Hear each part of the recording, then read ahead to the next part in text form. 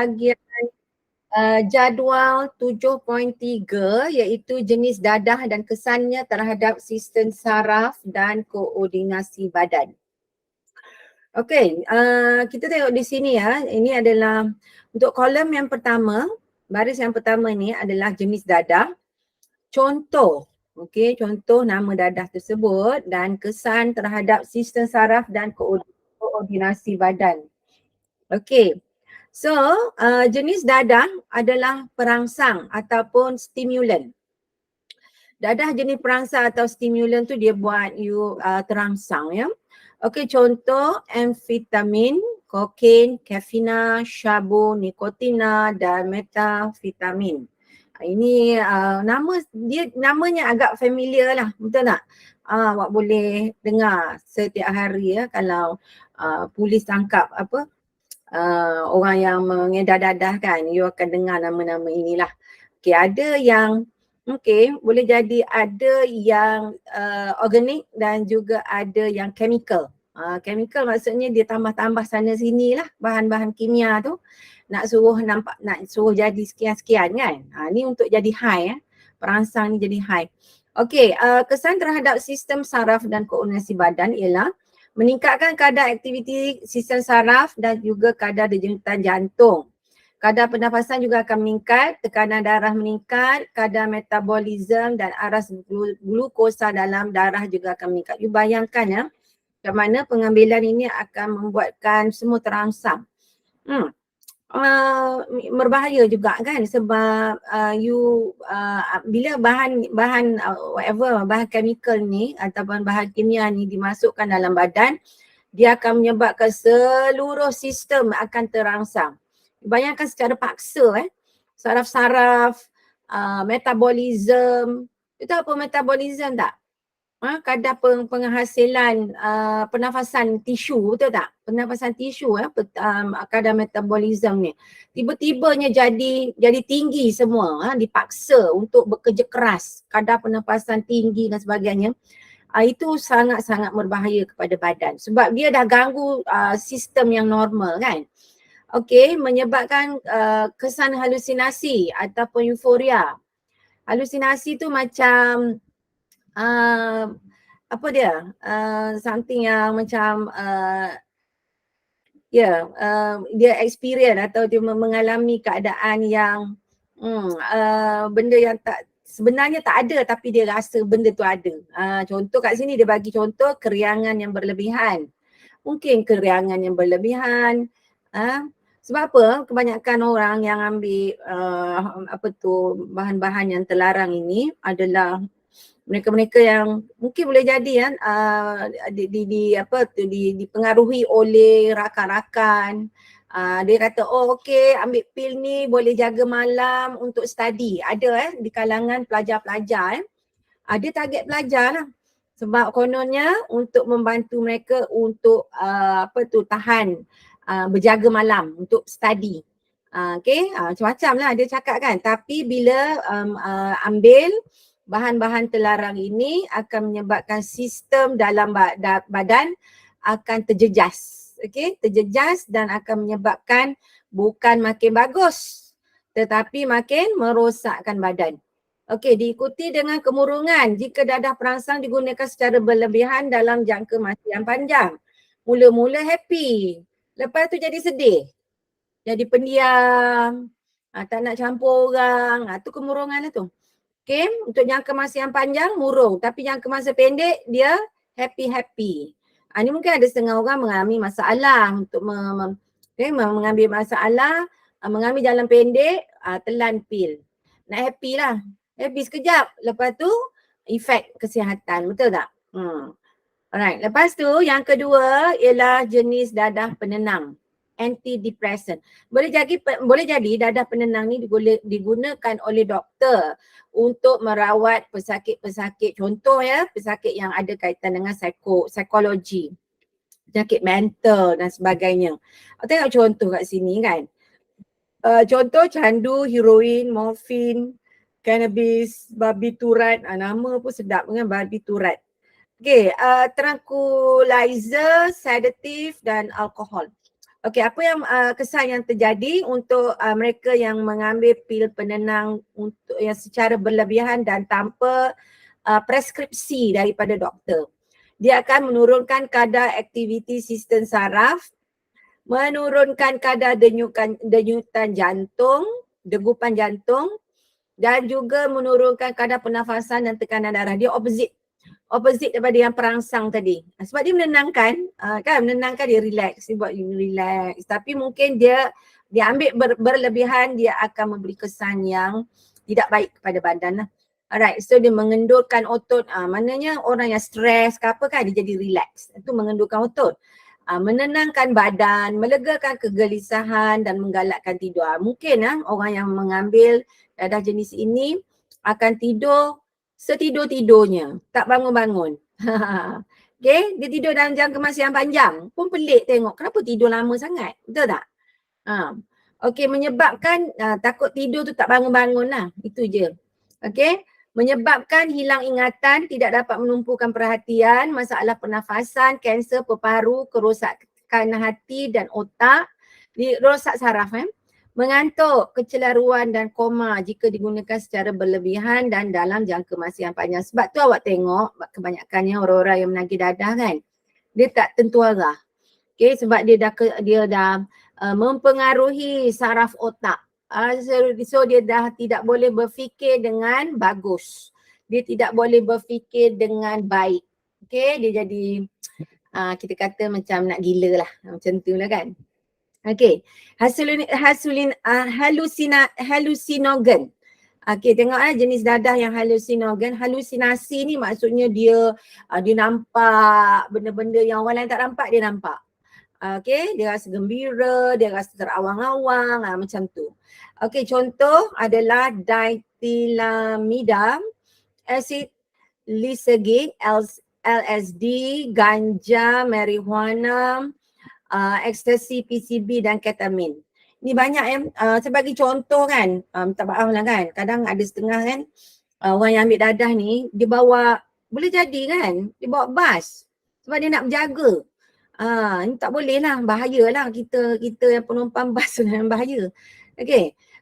Dan juga mungkin orang yang bawa lori kan, dia nak kejar terit lah. Dia nak kejar terit sana kemari kan. So dia nak supaya mata dia tu tercelik kan. Jaga je ataupun jadi badan dia jadi kuat kan. So mungkin dia boleh ambil dadah-dadah ini untuk membuatkan mereka berjaga. Pelajar-pelajar juga jangan tertipu pengambilan pil. Untuk pelajar universiti kebanyakannya dia punya target kan, dia punya target lah pelajar universiti. Okay, ambil ni pil ni awak akan senang untuk study malam, tak mudah mengantuk, bahaya kan. Okay, alright, so apakah kesan untuk untuk dadah jenis ini ganja, marijuana, ekstasi, ketamin ni, halusinasi, mengubah persepsi fikiran dan perasaan dengan mengubah haluan impuls dalam otak. Maknanya dia terawang-awang, dia nampak benda yang orang tak nampak. Itu halusinasi, menyebabkan halusinasi serta tingkah laku yang tidak menentu dan boleh jadi bersifat agresif. Contoh kan awak tengok banyak insiden-insiden di mana penagih-penagih dadah boleh bersifat agresif, pukul orang, tak dapat apa yang dia nak, dia pukul, termasuklah kaum keluarga, ibu bapa dan sebagainya.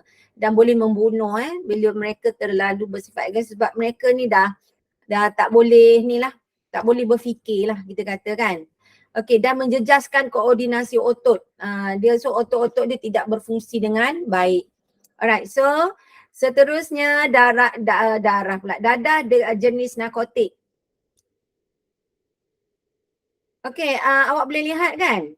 Boleh lihat skrin saya takut nanti saya show sendiri je mengajar awak kan, tak ada orang bagi tahu. Okay semua alright, bagus Adam, terima kasih.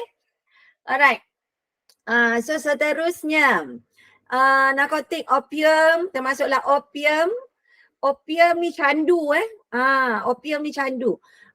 Morfin, heroin, kodina, menghilangkan rasa sakit. Okay, morfin digunakan oleh doktor-doktor sewaktu peperangan bila askar mereka mengalami kecederaan yang teruk, sakit sangat. So doktor ni akan injek morfin lah pada askar-askar yang cedera untuk mengelakkan mereka berasa sakit.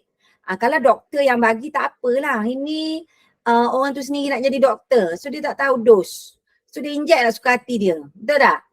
So apa yang berlaku, mereka menjadi dapat menghilangkan rasa sakit, mengubah perasaan dan tingkah laku, jadi tak menentu, memberi kesan mengantuk atau stupor, keadaan hampir pengsan dan tidak sedarkan diri, tidur je kerja dia kan, dan melambatkan fungsi normal otak dia, jadi tak boleh berfikir. Alright, dan yang akhir sekali ialah disebut sebagai inhalant. Inhale tu maksudnya sedut. Inhale dalam bahasa Inggeris maksudnya sedut. Inhalant adalah mungkin ada kaitan dengan yang menyedut-nyedut tu lah. Okay, yang pertama betul lah ni, di hidu-hidu je kan, gam, penggilap kuku, petrol, pencair cat. Dalam jumlah yang banyak dan mungkin pada jangka masa yang lama akan menyebabkan melambatkan fungsi badan, berasa terangsang dan menyebabkan halusinasi, kerosakan otak dan juga peparu, koma atau kematian jika diambil secara berlebihan. Okey. Ini termasuk tak yang orang minum daun ketum tu? Daun ketum macam mana? Apa cerita? Okey cek daun ketum, tak ada kat sini kan. Alright, kesan penyalahgunaan dadah dan alkohol kepada koordinasi badan. Kesan penyalahgunaan penyalahgunaan dadah dan alkohol kepada koordinasi badan melambatkan, memperlahankan aliran impuls saraf daripada efektor ke otak serta dari otak ke efektor. So maknanya dia jadi lambat untuk bertindak balas. Maknanya otak tu dia jadi lambat untuk memberi impuls. Impuls tu maksudnya signal. Impuls maksudnya signal daripada otak ke badan. Kalau kita normal, kalau otak hantar impuls, bahagian badan terus akan memberi reaction. Okay? Tapi dengan pengambilan alkohol jadi lambat. Okay? Dan juga EMR, ni mengganggu sistem saraf, menyebabkan euforia, halusinasi dan kerosakan otak, menyebabkan ketidakseimbangan hormon. Okay. Cuba awak fikir kan, sekiranya pengambilan dadah dan juga alkohol ini akan menyebabkan orang tu jadi tak tentu arah, jadi tak siuman. Saya kata gitulah perkataan dia kan. Dia siuman tapi bila ambil jadi tak siuman. Okey, adakah benda-benda ini dibenarkan dari segi hukum Islam? Adakah sesuatu yang dibenarkan? For sure, kalau awak kata alkohol, memang agama Islam tidak membenarkan. Tetapi, okey, dadah, tak ada kan? Tak ada cerita dadah kan? Tetapi, alkohol dia sama dengan, efek dia sama dengan dadah. Alkohol sama efek dia dengan dadah. Alkohol orang tu tak boleh berfikir. Kalau dia buat kereta, dia langgar orang, tak ada apa. Dia tak rasa apa-apa. Betul tak? So, bila alkohol, kita tengok contoh alkohol saja boleh merosakkan otak, dadah juga boleh merosakkan otak. So, dengan sendirinya dadah pun dikategorikan dalam kategori alkohol jugalah. Betul tak? Merosakkan otak. So, sebenarnya kalau alkohol haram, dadah pun haram. Sebenarnya. Okay, dadah juga haram sebab efek dia sama. Mungkin zaman Nabi dahulu tak ada benda-benda dadah ni, orang tak ambil kan, tak ada pokok-pokok bahan-bahan kimia yang nak dicampur jadi dadah, tak ada. Tapi alkohol ada. So kalau kesan alkohol sama dengan kesan dadah, membunuh sistem saraf, merosakkan pemikiran, jadi tak boleh berfikir dan sebagainya, automatik benda tu adalah haram. Bayangkan dadah adalah haram. Okey di sini, apakah kesan dadah dan alkohol? Okay, kesan utamanya ada 3. 4 kat sini, 4 Memperlahankan aliran impuls saraf, tak boleh bertindak balas dengan cepat. Kedua, mengganggu sistem saraf. Okay, ketiga, menyebabkan euforia, halusinasi dan kerosakan otak, jadi gila lah. Okey, dan nombor 4 menyebabkan ketidakseimbangan hormon. Boleh merosakkan hormon. Kalau yang lelaki tu dia punya benih tu rosak, okey, benih dia akan jadi rosak juga. Okey, penerangan. Memperlahankan aliran impuls. Okey, di sini menjejaskan fungsi otak untuk mentafsirkan impuls dengan pantas, tak boleh reflect dengan pantas, lembab jadi menyebabkan tindak balas, tindakan refleksnya lambat. Contoh, pemandu yang memabuk tidak dapat bertindak balas dengan cepat semasa memandu. Kalau tengok orang, dia tak boleh apa? Dia tak boleh bertindak balas dengan cepat, dia langgar je orang tu, tak ada masalah bagi dia. Okey, mengganggu sistem saraf, koordinasi badan terjejas. Okey, berjalan terhuyung-hayang, jatuh tanpa sebab, pertuturan tidak jelas, gila Ini contoh yang terbaik untuk orang yang ambil alkohol. Okey, arak. Okey, menyebabkan euforia. Euforia, halusinasi dan ketidakimbangan hormon. Di sini penerangannya, bahan kimia dalam dadah dan alkohol menghasilkan hormon secara berlebihan yang mengganggu fungsi otak.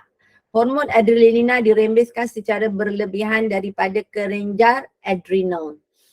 Bayangkan ya, hormon dirembeskan secara berlebihan. Maksudnya, dengan kata lain, orang yang membuat pengambil dadah ataupun alkohol ini merosakkan badan. So, kalau hukum Islam, kalau kita merosakkan badan, kita kena tanggung di akhirat besok sebab Allah akan tanya badan yang dipinjamkan kepada kita tu kita buat apa? Betul? Tak? Allah pinjamkan ya semua, badan kita ni Allah pinjamkan. Sebab tu tak boleh bunuh diri. Sebab apa? Kalau bunuh diri, you tak jaga badan you dengan betul. Betul tak? Okay, sama juga. Kalau ambil alkohol ataupun pengambilan dadah, anda tidak bertanggungjawab terhadap pemberian Allah kepada kita. Itu dari segi agama ya. Alright. So di sini kalau awak boleh lihat contoh yang berlaku sekiranya seseorang itu dalam keadaan halusinasi dan juga mengalami kerosakan otak dan juga tidak mempunyai keseimbangan hormon, dia akan menjadikan mereka pertuturan tidak jelas, perasaan khayal dan halusinasi menyebabkan seseorang itu melakukan tindakan yang boleh membahayakan diri seperti terjun daripada tempat tinggi. Kalau dia membahayakan diri dia tak apalah, dia nak mati, nak terjun ke tak apa, tapi dia boleh membahayakan orang-orang di sekitarnya. Mungkin dia boleh bunuh orang, boleh bunuh ahli keluarga, in fact itu lagi bahaya, betul tak? Nak bunuh diri dia, biotik dia lah kan. Sebab dia orang kata bertanggungjawab tapi dia akan merosakkan orang di sekitarnya. Okey, penyalahgunaan alkohol boleh menyebabkan seorang bersifat agresif dan ganas.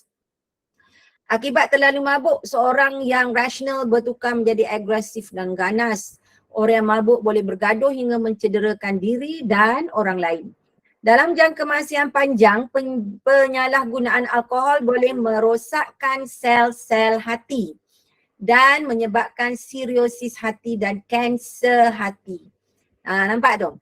Akhir sekali kanser hati. Banyak berlaku ni, mungkin orang-orang yang banyak consume ataupun minum arak. Merosakkan sel-sel otak dan menyebabkan gangguan mental seperti halusinasi dan kehilangan kesedaran. Ini banyaklah di negara barat kan sebab dia orang kan bukan, dia orang tak tahu ni pasal ni. Dia orang ada problem ke dan sebagainya, dia jadi alkoholik. Dipanggil kan, alkoholik adalah ketagihan alkohol sebab terlalu banyak alkohol sebab mungkin mereka dalam hidup mereka mengalami masalah dan sebagainya. Menyebabkan seseorang itu menjadi ketagih kepada alkohol. Kepekatan alkohol dalam darah merupakan ukuran kuantiti alkohol dalam 100 ml bendali dalam darah.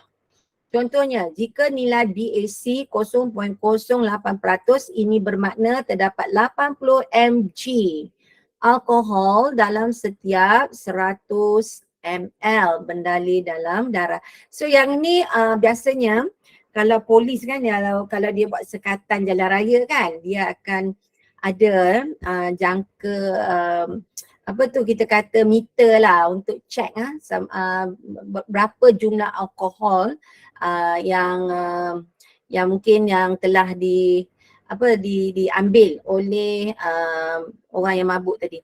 Kesan penyalahgunaan dadah dan alkohol kepada kesihatan fizikal dan mental. Okey, kalau berlarutan menyebabkan ketagihan. Ketagihan terhadap penyalahgunaan banyak membawa kesan negatif terhadap individu tersebut dan orang di sekelilingnya seperti berikut. Sukar untuk berhenti daripada tabiat penyalahgunaan dadah dan alkohol kerana ketagihan. Tidak mampu melaksanakan tanggungjawab harian di rumah, sekolah, for sure. Semua benda-benda rutin harian memang tak dapat lah sebab dalam keadaan dipengaruhi oleh bahan terlarang tersebut dan menyebabkan masalah hubungan dengan ahli keluarga dan juga rakan-rakan ataupun pasangan. Menyebabkan masalah kesihatan seperti jantung, penyakit jantung, sirosis hati, ulcer perut dan kanser peparu. Mudah mengalami tekanan perasaan, berhalusinasi dan menjadi tidak waras. Kecenderungan berkelakuan ganas membawa kepada kerosakan otak dan juga akhirnya membawa maut. Okey. So kita tengok gambar rajah ini. Okey, menunjukkan peta buih tentang penyalahgunaan dadah dan alkohol dalam kehidupan individu. Okey ya. Kita dah sebut tadi macam-macam lah yang berlaku kat situ kesannya. Ada 5 kesan utama: pelakuan ganas, halusinasi dan tidak waras, tidak mampu melakukan tanggungjawab harian, masalah dalam perhubungan sesama manusia, ulcer perut, sirosis hati dan masalah berkaitan jantung dan juga kanser. Okey, untuk praktis 7.2, apakah dia yang dimaksudkan dengan dadah? Apakah yang kamu faham yang dimaksudkan dengan dadah? Siapa nak jawab? Awak boleh tengok nota. Okay, saya ada upload nota buku ni setiap minggu saya upload lah sebab mungkin ada pelajar baru kan. Tapi saya letak dalam WhatsApp group. Okay. Alright, so cuba tengok apakah yang dimaksudkan dengan dadah.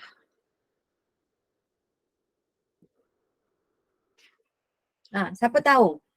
Supaya saya check tengok ada tak yang jawab dekat sini. Tak ada. Message hantar jawapan awak dalam tu. Cuba hantar, cuba type. Berapa orang kat sini? Okey, ada lebih kurang 6 orang.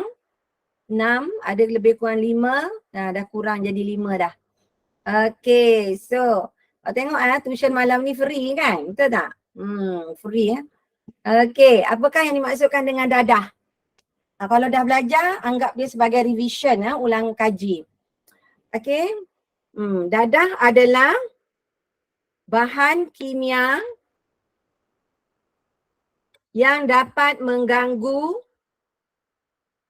fungsi neuron dengan cara melambatkan pergerakan impuls di dalam neuron. So, kata kunci dia apa? Satu, kata kunci dia ialah bahan kimia.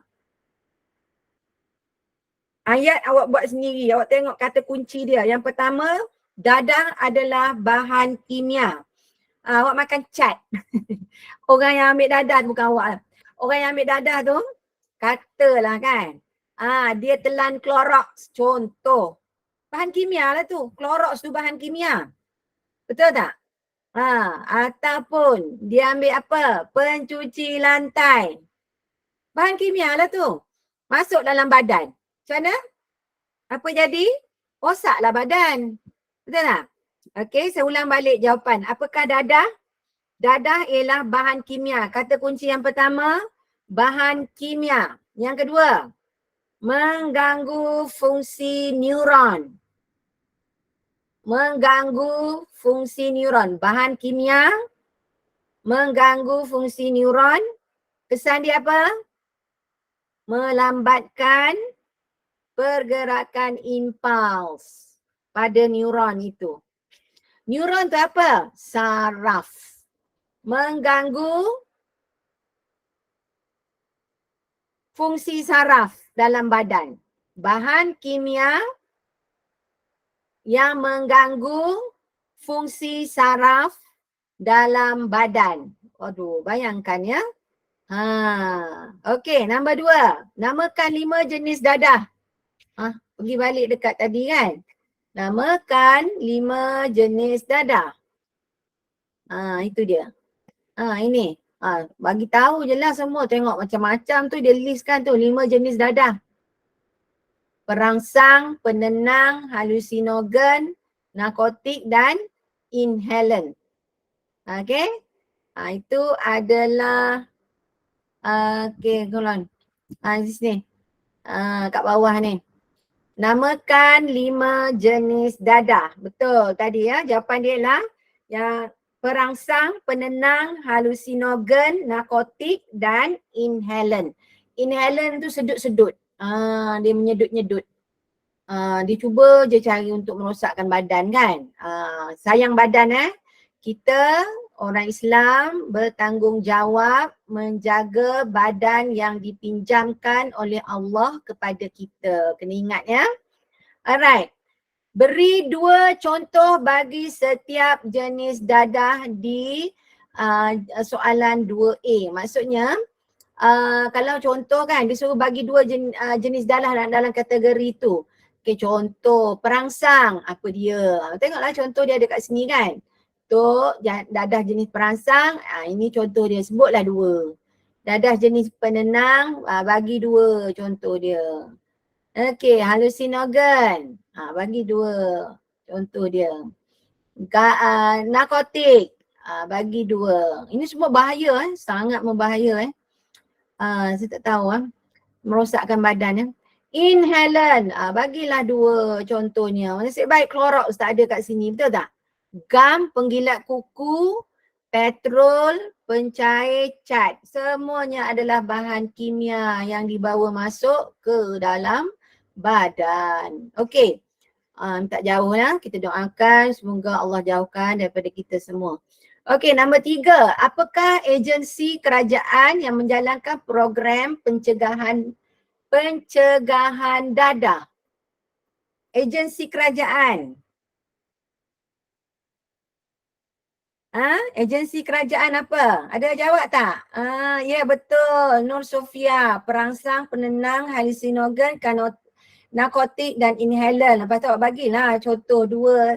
Setiap satu ni awak bagi 2 contoh jenis dadah tersebut. Okey. Untuk soalan nombor 3, apakah jenis agensi kerajaan yang menjalankan program pencegahan dadah?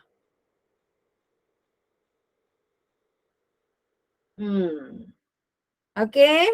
Agensinya adalah, siapa nak jawab? Siapa nak cuba jawab? Pemalu semua kan? Okey. Tingkatan 4 ni semua pemalu. Okey. Cuba jawab untuk nombor 3. Agensi kerajaan yang bertanggungjawab untuk mencegah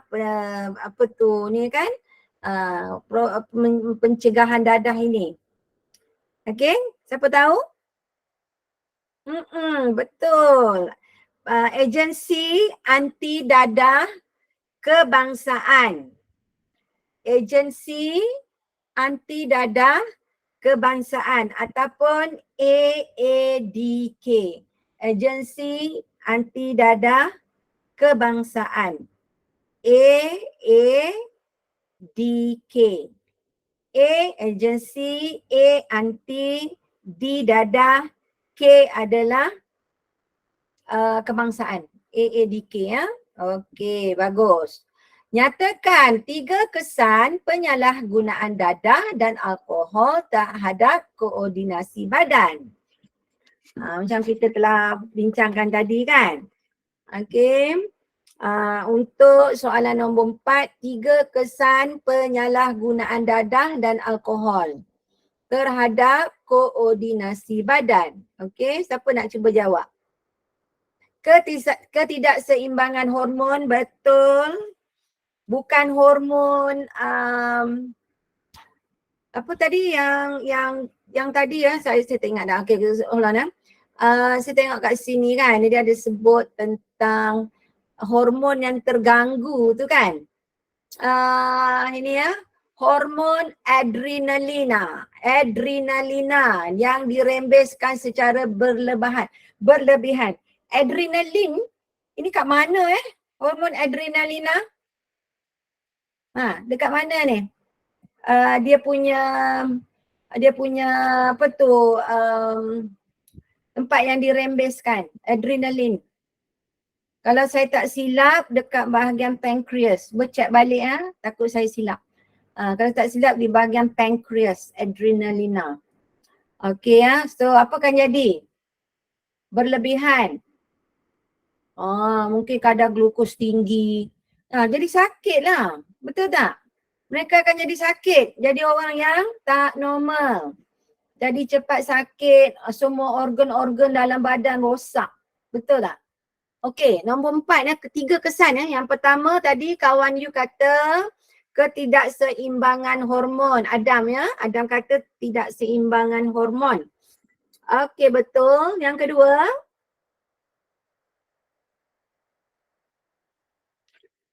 Yang kedua apa? Nak cuba? Boleh tengok nota? It's okay? Boleh tengok nota? Okey, yang kedua. Boleh jadi dia berhalusinasi. Betul tak? Okey, pertuturannya tidak jelas, tindakan refleks yang lambat atau hilang keseimbangan. Okey, kesan penyalahgunaan dadah dan alkohol. Alkohol for sure lah. Dia dia jadi tidak seimbang. Kan orang ambil minum arak dia jadi terhuyung hayang, betul tak? Dia tak seimbang lah tu. Tu bahaya. Okey. Hilang keseimbangan, tindakan refleks yang lambat. Tindakan refleks yang lambat sebab apa? Kontrol otak kan. Okey. Dia punya di bahagian otak dia memberi signal tu kepada saraf. Saraf tu jadi lembab. Jadi tak dapat terima dengan tidak dapat bertindak balas dengan segera kepada signal ataupun apa kita panggil signal impuls yang dihantar oleh otak tidak dapat bertindak balas dengan jadi lambat sikit. Okey itu nombor 4. So awak pilih 3 kesan untuk ini semua. Semua jadi lambat tindak balas, kesan pada hormon, tidak seimbang dan sebagainya. Okey. Nombor 5, nyatakan satu kesan penyalahgunaan dadah dan alkohol terhadap kesihatan hati dan perut. Apa akan jadi pada hati? Sakit hati salah satu, betul tak? Okey, nyatakan satu kesan. Allah, senang aja satu kesan dia nak. Satu kesan sahaja. Okey, Nur Sufia. Adakah anda menjawab nombor 5? Satu kesan penyalahgunaan dadah dan alkohol terhadap kesihatan hati dan perut. Dahsyat. Okey, bila sakit perut bayangkan macam mana sakit bergulung-gulung, betul tak? Orang ni orang-orang yang mengambil dadah ni, aduh mak, dah sakit dah. Sakit perut lagi. Lepas tu kanser hati lagi. Siriosis hati lagi dan macam-macam penyakit hati. Okey? Cari bala. Betul tak? Cari masalah. Okey, nombor 6. Nyatakan 3 kesan penyalahgunaan dadah dan alkohol terhadap kesihatan otak. Otak macam mana? Nombor 6. Nyatakan 3 kesan penyalahgunaan dadah dan alkohol terhadap otak. Apa dia? Otak jadi macam mana? Bila pengambilan penyalahgunaan dadah dan alkohol. Ambil bahan kimia masuk dalam badan. Macam awak minum ni lah, awak makan sabun. Sabun bahan kimia. Betul tak? Clorox bahan kimia. Minyak gas bahan kimia. Telan semua benda. Tak mati. Kan? Mungkin sempatlah hidup sekejap kan. Lama kelamaan out lah. Okay? Kesian ya. Okay, minta jauh semua-semua tu daripada kita semua ya. 3 kesan penyalahgunaan dadah dan alkohol. Apa akan jadi pengambilan dadah dan alkohol? Nombor 1,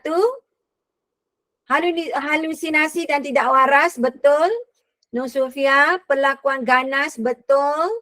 gangguan sistem saraf, okey. Lagi apa? Kesihatan otak. Tidak siuman, boleh tak kita kata tidak siuman? Tidak waras lah. Okey. Menyebabkan perlakuan ganas. Awak lupa tambah yang tu.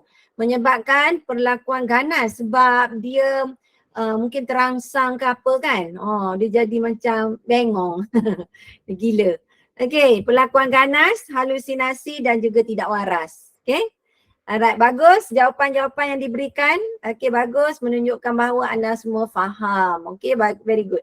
Okey, so kita tengok pula macam mana ya kita perlu menjaga minda supaya sentiasa sihat, supaya kita fit. Okey. Alright. Minda yang sihat merujuk kepada keupayaan otak seseorang untuk berfikir dan mengesan ataupun menakul. Saya tak berapa pasti perkataan menakul ni. Wallahu alam. Okey, minda yang sihat lazimnya kaitkan dengan kesihatan mental yang baik. Ciri-ciri minda yang sihat adalah seperti di dalam Rajah 7.7. Okay, awak boleh tengok ya. So kat sini salah satu dapat mengesan rangsangan. Maksudnya otak kita boleh kesan dengan segera menghantar impuls dan dia boleh interpret atau mentafsirkan benda tu tajam ke, panas ke, bahaya ke, otak kita boleh bagi tahu kita. Right? Lagi mampu menilai, menjustifikasi dan membuat keputusan yang betul. Kalau otak tu tak betul, khayal, sedar tak sedar, gila, halusinasi dan sebagainya, macam mana nak buat keputusan yang baik? Betul? Alright. Positif, okey. Minda yang sihat juga adalah orang yang mempunyai fikiran yang positif. Optimistik. Optimistik maksudnya mengharap pada sesuatu yang lebih baik lah. Optimistik. Bertanggungjawab, sanggup menerima cabaran dan bebas daripada prasangka. So bila ambil dadah memang tak boleh berfikir dengan betul lah. Mampu berdikari dan bekerja dalam kumpulan. Mampu menakul dengan tepat. Saya tak apa pasti perkataan menakul ya. Saya minta maaf. Okey, dan lagi berfikir secara rasional dan tidak emosional dan lebih terbuka. Open minded lah. Okey, lebih berfikiran terbuka. Maknanya boleh menerima pendapat-pendapat daripada orang-orang lain lah. Okey. Itu adalah fikiran minda yang sihat. So kita kena jagalah minda kita. So kalau saya lah dalam arti kata untuk mereka yang membuat pengambilan dadah itu dia tak jagalah badan dia. Betul tak? Dia tak jaga badan yang ditinjamkan oleh Allah kepada dia lah. So awak ingat macam mana? Kalau dia mati, apa pula yang akan terjadi? Boleh fikirkan boleh fikirkan.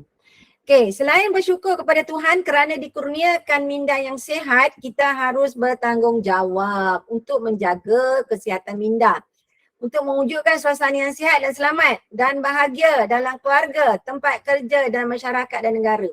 So mereka-mereka yang membuat mengambil dadah tadi, kita doakan semoga segeralah balik ke pangkal jalan, segera untuk memperbaiki diri, membetulkan diri, berhenti dan cari jalan untuk keluar daripada keadaan tersebut. Okey, kerana dengan cara ini, sebab apa ya, kita sebagai manusia ataupun kita sebagai warga negara lah, tak kira negara mana-mana, kita adalah aset kepada negara tersebut. Aset tu apa? Satu benda yang berguna. Maknanya diri kita ni berguna untuk siapa? Untuk keluarga kita, untuk negara kita, untuk masyarakat. Kita nak menyumbang. Kalau kerja duduk isak dadah jadi tak betul, macam mana nak menyumbang? Macam mana nak bantu keluarga? Macam mana nak bantu masyarakat dan bantu negara pada masa yang sama? Tapi yang nukleus yang paling kecil ialah kita boleh kena bantu keluarga. Betul tak? So kalau fikiran tak betul disebabkan oleh penyalahgunaan dadah ataupun alkohol akan menyebabkan manusia tu tidak boleh berfungsi dan tidak dapat menyumbang kepada diri sendiri, kepada keluarga dan masyarakat dan negara seterusnya. Okay? So kita fikirlah benda macam tu. Kita juga digalakkan berkhidmat dalam pusat sokongan emosi seperti Befrienders. Maksudnya dia mencadangkan supaya kita mempunyai circle. Circle kita adalah orang-orang yang kita sentiasa bercampur, berkawan dengan orang-orang yang memberi sokongan yang baik kepada kita. Bukan manusia-manusia kita buat kawan, manusia-manusia merosakkan kita ya. Ajak kita pergi sama-sama rosak macam dia. Tak boleh. Okey. Masalah kesihatan minda seterusnya membantu individu tersebut menjalani kehidupan yang baik. Minda yang sihat memudah penguasaan kemahiran berfikir kritis, kreatif. Macam-macam lah boleh buat kan bila fikiran kita sihat. Kemahiran menakul ialah kemahiran yang digunakan untuk pertimbangan secara logik, rasional, adil dan saksamananya boleh berfikir dengan baik. Seseorang yang berkebolehan membuat penakulan, membuat decision saya rasa menakul ni maksudnya membuat keputusan. Lazimnya mudah menguasai kemahiran berfikir kritis dan kreatif. Minda yang sihat bersama dengan kemahiran berfikir, menakul dan strategi berfikir diperlukan untuk membuat keputusan dan menyelesaikan masalah kehidupan. Maksudnya decision making lah. Menakul tu maksudnya dapat membuat keputusan yang betul. Okey, di sini adalah kemahiran berfikir, menakul dan strategi berfikir. Okey lah, awak boleh baca ni bagaimana yang berkaitan dengan inilah. Okey, so minda yang sihat, kepentingan minda yang sihat dalam seseorang individu, dalam kita kata ruang lingkup keluarga, dapat membina keluarga bahagia, harmoni, menjadi teladan yang baik pada ahli keluarga yang lain. Di tempat kerja, menjalinkan hubungan baik dengan rakan sekerja dan juga majikan, dapat menghasilkan kerja yang berkualiti dan produktif. Okey, dalam persekitaran masyarakat dapat menjalinkan hubungan baik antara ahli masyarakat, menangani kritikan dengan baik. Negara meningkatkan kebahagiaan, keharmonian antara rakyat, menjana ekonomi negara, mengamalkan nilai-nilai keagamaan moral dan berdisiplin, menyumbang idea yang positif. Maksudnya sekiranya kita mempunyai minda yang sihat, tidak terlibat dengan penyalahgunaan dadah ataupun alkohol, kita akan menjadi seorang yang lebih bagus dari segi kita dapat menyumbang ya untuk kebaikan diri kita, keluarga dan masyarakat seterusnya. Okey, boleh ya? Ini adalah soalan yang mungkin anda boleh jawab dengan sendirinya lah. Apakah itu minda? Nyatakan ciri minda yang sihat. Nyatakan 3 kepentingan masyarakat minda yang sihat. 3 kepentingan masyarakat. Inilah kot. Ini kepentingan minda yang sihat kepada keluarga, kepada tempat kerja, pada masyarakat dan juga kepada negara. Okey, 7.3 automatik awak boleh jawab. Okey, sempat tak nak jawab ni? Oh, tak sempat. Ada seminit lagi. Okay, so saya let you answer first all this question, boleh tak? Awak jawab dulu, minggu depan kita akan dapat menjawab soalan ini. Ada berapa soalan semua? 11. Untuk kertas 1, 11 soalan dan kertas 2. Okay, awak nak jawab tak? Seminit boleh? Okay. Seorang pesakit mengidap diabetes insipidus. Apakah kelenjar endokrin yang gagal berfungsi dalam pesakit ini? Dah pukul 9 dah. Saya rasa tak sempat lah. So kita jumpa lagi minggu depan ya. Kita jawab soalan-soalan pada kertas 1 dan juga pada kertas 2. Awak boleh buat terlebih dahulu. Kita akan jawab soalan-soalan ini pada minggu hadapan. Boleh ya? Boleh semua? Okey tak?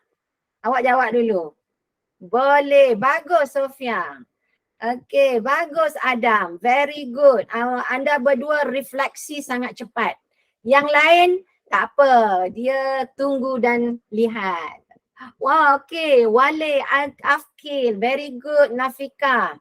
Ruzaimi baru join, wallahualam. Okay, so saya harap kita dapat jumpa lagi pada minggu hadapan. Saya ucapkan terima kasih kepada mereka yang hadir pada malam ini. InsyaAllah kita jumpa lagi. Sekian, terima kasih. Assalamualaikum warahmatullahi taala wabarakatuh.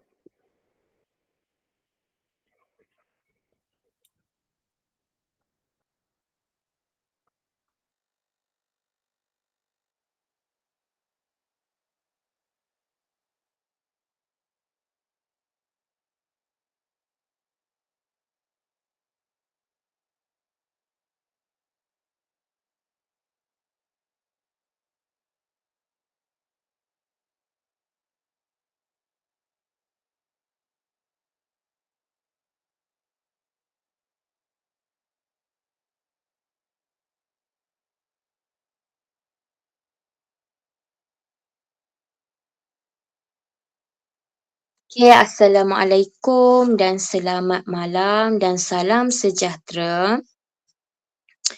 Jadi pada malam ni,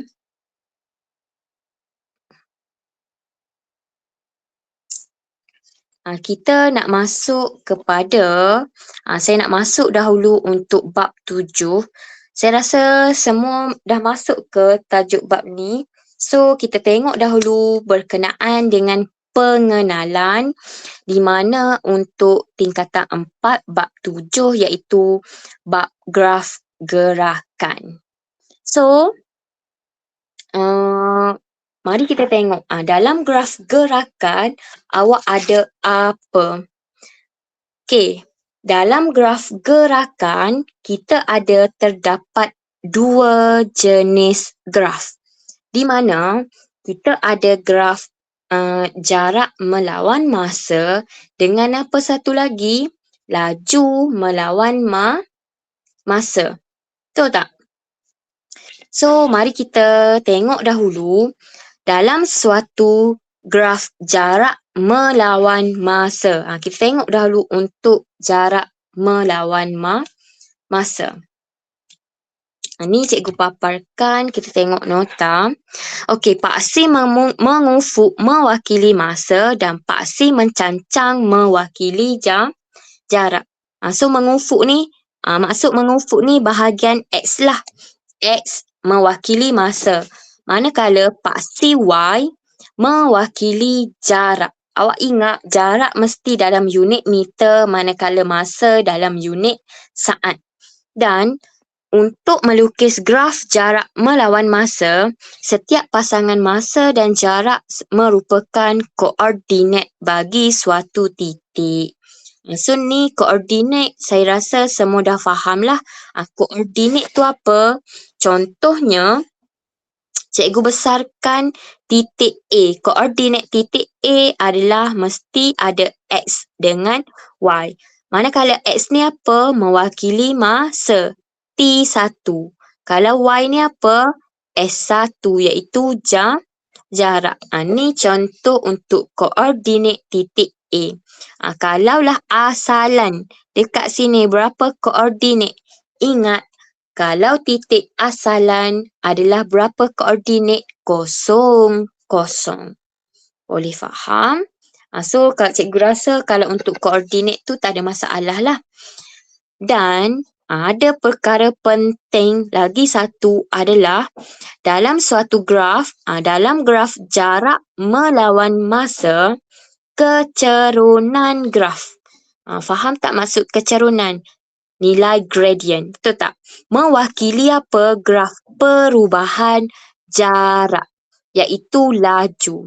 Kalau saya ingatkan balik yang awak belajar masa di tingkatan 3, tak silap cikgu, iaitu pasal graf garis lurus.